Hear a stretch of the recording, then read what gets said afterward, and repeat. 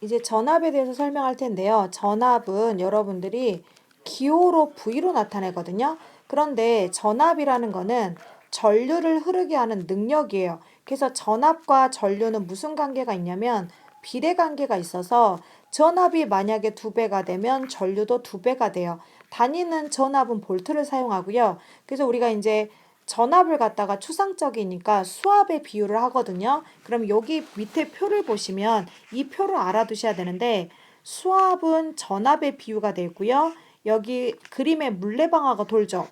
그러면은 물이 흐르면 물레방아가 돌듯이 전류가 흐르면 꼬마전구에 불이 켜지겠죠. 그 다음에 밸브는 열어줘야 되지만 전기에서는 스위치는 닫아주셔야 되고 흐르는 물이 전류가 되고요. 물 분자가 전자가 되고 그 다음에 파이프, 5번째 파이프가 도선에 비유되고요. 펌프가 있어야 물이 흐르고요. 그 다음에 전지가 있어야 전류가 흐르죠. 그 다음에 이 물의 높이차, 수압이 뭐라고요? 전압에 비유된 거죠. 이거 하나 알아두시고 밑에 이제 전압계가 나오는데 전압계는 기호로 나타낼 때 V에다가 이런 식으로 나타내죠. 그런데 이 전압을 측정하는 전압계는 전류계와 다르게 회로에 병렬 연결하고요. 그 다음에 병렬 연결 여기다 하나 보여드릴까요? 지금 여기 꼬마 전구 있으면 이 꼬마 전구 쪽에서 선을 연결 하나 해서 빼가지고 여기다 이렇게 연결하는 게 병렬 연결이에요. 근데 전류계는 직렬 연결하기 때문에 이렇게 지나가는 길목에다 연결하는 거죠. 병렬하고 직렬은 달라요. 그 다음에 건전지에 직접 연결해도 돼요. 즉 무슨 말이냐면 이런 이제 전류계는 이런 꼬마 전구나 이런 것도 하나씩 연결을 같이 해줘야 되는데 전압계는 상관없다는 거. 그 다음에 여기부터는 전류계랑 사용 방법 똑같죠. 전압계의 플러스 단자는 플러스, 마이너스 단자는 마이너스에 연결하고 값을 예상할 수 없을 때는 마이너스 단자 중에서 가장 큰 단자에 연결을 하라는 거죠. 그 다음에 이제 전지의 연결을 비교해서 설명할 건데 전지, 건전지입니다. 직렬 연결했을 때랑 병렬 연결했을 때랑 이제 우리가 여기서 볼트 값을 구하라고도 나오는데요.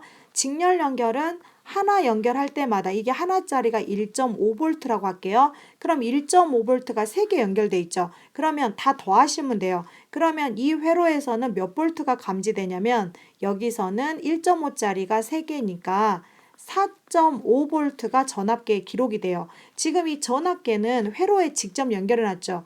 이렇게 직접 연결해도 상관없다는 거. 그래서 직렬 연결하면요. 연결한 개수만큼 전압은 비례해서 증가해요. 근데 단점이 있어요. 이제 전압이 크기 때문에 이게 전구라면 불이 굉장히 밝게 켜지겠지만 수명이 짧다는 거. 그 다음에 병렬 연결은요. 여기 보시면 직렬 연결은 마이너스 플러스 마이너스 플러스 일렬로 연결했기 때문에 플러스 마이너스가 교대로 반복되거든요. 근데 병렬 연결은 마이너스는 마이너스끼리 연결돼 있고요. 그럼 여기도 얘는 마이너스가 될 것이고 그 다음에 플러스는 플러스끼리 연결돼 있어요. 그럼 이쪽이 플러스가 돼야 되죠. 그런데 이 병렬 연결은 아무리 100만 개를 연결해도요. 전압값을 계산할 때는 이렇게 한 줄만 계산하셔야 돼요. 그래서 이 전압계에 몇 볼트라고 기록이 나타나냐면 1.5V라고 나올 거예요. 왜냐면 왼쪽 거는 4.5V죠. 근데 오른쪽 병렬 연결은 똑같이 3개가 연결돼 있긴 한데 이게 좀 다르죠. 이렇게 연결돼 있으면 이렇게 한 줄, 한 개 값밖에 계산이 안 돼요. 그래서 이게 장점이다, 단점이 될 수 있는데 일단 단점은 아무리 많이 연결해도 전압값이 일정하기 때문에 불의 세기나 이런 게 굉장히 약해요. 하지만 얘는 수명이 길어요. 그게 무슨 말이냐면 얘는요, 보세요. 제가 여기 잠깐 지우고 설명을 할 텐데, 요거는 만약에 이제 여기에 이제 전구 불을 밝힐 거예요. 그러면 얘는 어떻게 사용되냐면, 먼저 회로에 첫 번째 건전지 하나를 먼저 써요. 이 건전지 하나당 1시간을 쓸 수 있다. 그럼 이제 1시간을 썼죠. 그러면 이제 이 첫 번째 건전지에 전하가 다 소모가 됐어요. 그러면 이제 어떤 건전지로 전류가 흐르면 돼요. 두 번째 건전지, 그 다음에 세 번째 건전지. 그래서 시간이 오래 사용할 수 있지만 전압이 약한 게 병렬 연결이고 그 다음에 오랜 시간 사용할 수는 없어요. 수명은 짧아야 하지만 아주 센 전압으로 높은 전압으로 사용할 수 있는 건 직렬 연결이라는 걸 알아두셔야 돼요. 그 다음에 이어서 쌤이 전기 저항에 대해서 설명할 건데 저희 전기 저항은 R이라고 돼 있죠. 이건 기호입니다. 방해하다, 기호. 즉 전류의 흐름을 방해하는 거예요. 방해하기 때문에 저항 R이랑 우리가 전류가 I죠. 이들은 무슨 관계가 있냐면 얘네들은 반비례 관계가 있어요. 그 다음에 단위는 저항의 단위는 옴을 쓰는데 이거 여러분들 알아두셔야 돼요. 저항이라는 게 도대체 왜 생기냐면 자유전자들, 움직이는 자유전자가 고정된 원자랑 충돌을 해요. 그러면 저희가 전자는 어디서 어디로 움직인다 그랬냐면 마이너스에서 플러스로 움직인다 그랬죠. 전류가 흐를 때. 이렇게 흐를 때 여기 보시면 고정된 원자들 보이시죠? 또는 원자핵이라고 하는데 이들과 충돌하면 저항이 생겨요. 그래서 이걸 갖다가 우리가 이제 비유를 한 게 왼쪽에 이렇게 지금 이런 비탈면에 뭐가 있냐면 못이 박혀 있어요. 이 고정된 못이 뭐에 비유가 된 거냐면 원자 또는 학교에 따라서 원자핵이라고 해주는 선생님도 계세요. 원자 또는 뭐다? 원자 또는 원자핵이다. 그 다음에 이 사이사이로 구슬이 굴러가거든요. 이 구슬이 이제 전자에 비유된 거죠. 그 다음에 이 빗면의 기울기가 전압이고 빗면의 기울기가 클수록 구슬이 잘 굴러가죠. 왜냐면 빗면의 기울기 즉 전압과 전자 이동, 전류 즉 흐름은 비례하기 때문에. 그런데 여기 보시면요. 이 폭 보이시죠? 폭. 이 폭에 해당되는 게 도선의 단면적이고요. 그 다음에 여기서부터 여기까지 길이는 그대로 도선의 길이가 되겠죠. 그럼 이 단면적과 길이에 따라서 어떤 저항은 어떻게 되는지 또는 이제 전류는 어떻게 되는지 이따가 비교를 해볼 건데 전기 저항은 무엇에 영향을 받냐면 첫 번째 물질의 종류마다 전기 저항이 달라요. 그래서 물질의 종류에 따라 무엇이 다르기 때문에 그렇죠. 원자 배열이 달라요. 원자 배열이 촘촘할수록 많이 충돌하기 때문에 저항이 커지겠죠. 일반적으로 도체는 저항이 작아서 전류가 잘 흐르고요.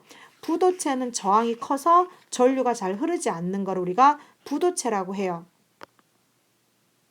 쌤이 그 도선의 종류에 따라 저항이 달라진다 그랬는데 실제 시험 문제에서는 이게 굉장히 중요하게 나오거든요. 같은 물질이라는 얘기는 일단 도선의 그 종류, 원자핵의 배열이 같다는 얘기거든요. 그러면 길이가 길어지면 여러분 생각해 보세요. 길이가 길어지면 단면적이라는 건 다른 표현으로 굵기라고 하거든요. 굵기가 같을 때 길이가 길어지면은 당연히 저항이 커지겠죠. 그래서 저항은 길이에 비례하고요. 그 다음에 굵기가 굵으면 전류가 잘 흘러요. 전류가 잘 흐른다는 건 저항이 작다는 거거든요. 즉 길이가 같을 때 도선의 저항은 굵기에 반비례해요. 이게 무슨 말이냐면 단면적, 즉 굵기가 굵을수록 저항은 작다는 거죠. 그래서 반비례라서 그래프가 이렇게 니은자 형태거든요. 근데 이제 과학자들은 이런 말을 갖다가 짧게 이렇게 간단하게 표현하고 싶어 해요. 그래서 이렇게 공식처럼 표현을 해놨죠. 즉 도선의 저항을 비교할 거면 이 표시가 비례라는 표시거든요. 길이에 비례하고 단면적에는 반비례해요. 근데 단면적이라는 건 제가 다른 표현으로 뭐라고요? 굵기라고요. 그리고 이걸 이용해서 푸는 문제는 뒤에서 다뤄드릴 거예요. 근데 시험 문제에서 이렇게 제곱부터는 단면적으로 나오지 않고요. 뭐라고 나올 수 있냐면 지름이나 반지름으로 나오면 제가 그냥 공식처럼 정리해 줄게요. 지름이나 반지름으로 나오면 제곱 한 것분의 길이 하셔야 돼요. 이게 무슨 말인지는 잘 못 알아들으실 거예요. 또는 방금 제가 뭘로 나온다고요? 단면적, 즉 굵기로 제곱미터나 제곱센치로 나오지 않고 센치나 미터로 나오면 반드시 제곱 한 것분의 길이의 저항은 비례해요. 이거는 나중에 제가 문제로 다뤄드릴게요.